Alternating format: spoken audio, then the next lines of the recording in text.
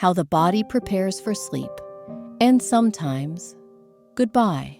He had dinner with his wife, kissed her goodnight, tucked the blankets around his shoulders, and closed his eyes. By morning, he was gone. No pain, no alarms, just sleep. That never ended. Sometimes it happens like that. Quiet, sudden, final. But what if it wasn't as sudden as it seemed? What if the body had already begun to speak? Softly, subtly, long before the last breath. And what if we could learn to listen? Most of us don't think twice about our bedtime habits. We eat, we drink, we fluff the pillows, we rest. But after 70, sleep becomes a more fragile thing. A ritual of repair, yes, but also of risk. The body, once able to weather almost anything, now asks for gentler treatment. It asks in whispers, a skipped heartbeat, a restless night, a stumble in the dark. This is not to frighten us. It's to awaken us to a chance for presence, prevention, and peace. Because the truth is, most of what threatens us in our final years doesn't arrive loudly. It drifts in through everyday choices, especially the quiet ones made before bed. Habit 1. A heavy meal too late. There's a quiet comfort in a full belly, a rich meal, a satisfied sigh, and a warm bed waiting. But as the decades pass, comfort becomes a conversation between what we want and what our body can handle. After 70, digestion slows. The stomach empties more slowly. Acid lingers longer. And blood sugar no longer dances the way it once did. A heavy dinner at bedtime doesn't just affect the gut. It can strain the heart, keep the brain half awake, and rob the lungs of easy breath. Imagine your body trying to rest, while also breaking down pasta, meat, sugar, salt. Sleep becomes shallow. Heart rate stays elevated.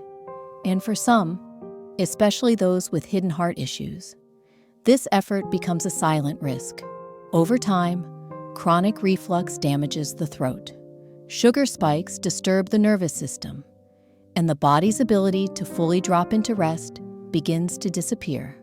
Instead, let dinner be earlier, lighter, unhurried.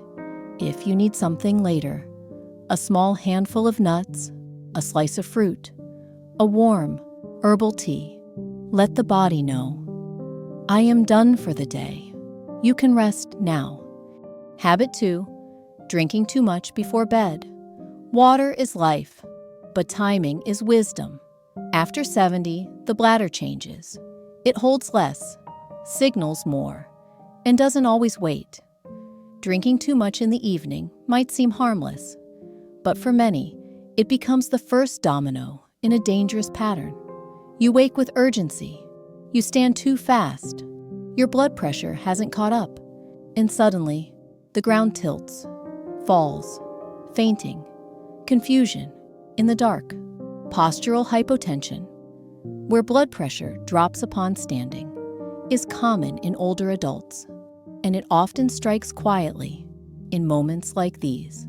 Even without a fall, the constant waking chips away at the quality of sleep. Each time you switch on the light, your brain thinks it's morning. Melatonin halts. Repair is delayed. Studies show a strong link between sleep disruption and cognitive decline. Memory, focus, and emotional regulation all begin to erode. But the solution isn't to drink less. It's to drink earlier. Start your hydration in the morning. Maintain it through the afternoon. Then, as evening arrives, taper. If thirst persists, sip slowly. Not gulps, not glasses, just kindness. And watch out for hidden fluids, soups, juicy fruits, medications. They all count. In caring for your hydration, you're also caring for your balance, your brain, and the safety of your sleep. Habit 3. A room that's too warm. Warmth is comfort. We associate it with safety. But past a certain age, warmth can become its own quiet threat. The ability to regulate temperature, to cool down when overheated, declines with age. The sweat response dulls. The body holds heat longer, and the heart strains to compensate. A room that once felt cozy now quietly stresses the cardiovascular system. You may toss and turn, wake up sweaty or dizzy, feel groggy instead of refreshed. Mild dehydration overnight thickens the blood. Circulation slows.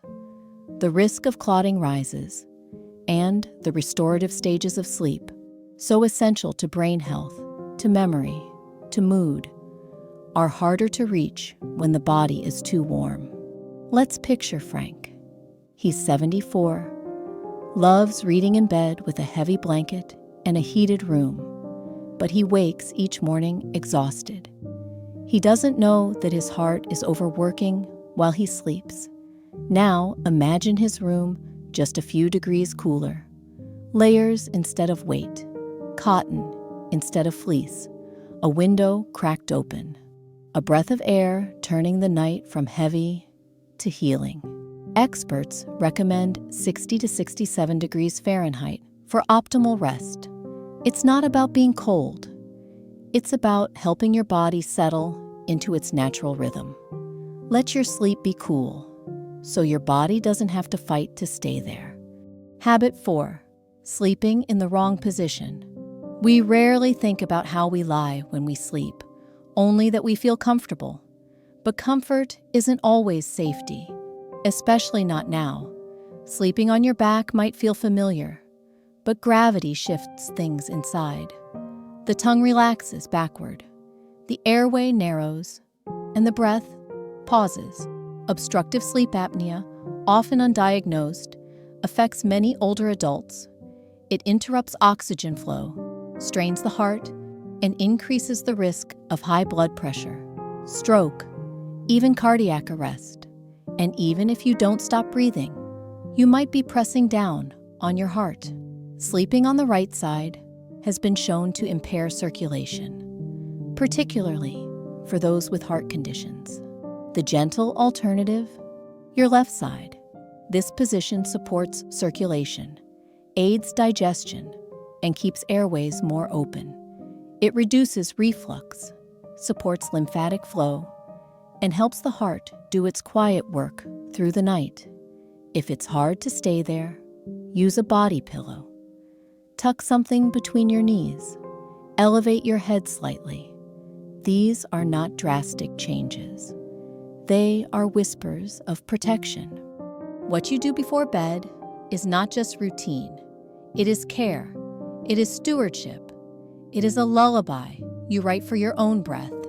Every choice, a light meal, a smaller sip, a cooler room, a safer position, is a way of saying, I want to wake up tomorrow, and not just wake, but feel whole. So tonight, pause. Look at how you prepare for sleep and ask yourself, does this habit bring peace? Does it invite safety? Does it help my body rest or make it work harder to survive the night? Let sleep be sanctuary. Let it be restoration, not risk. And may morning find you not just alive, but whole.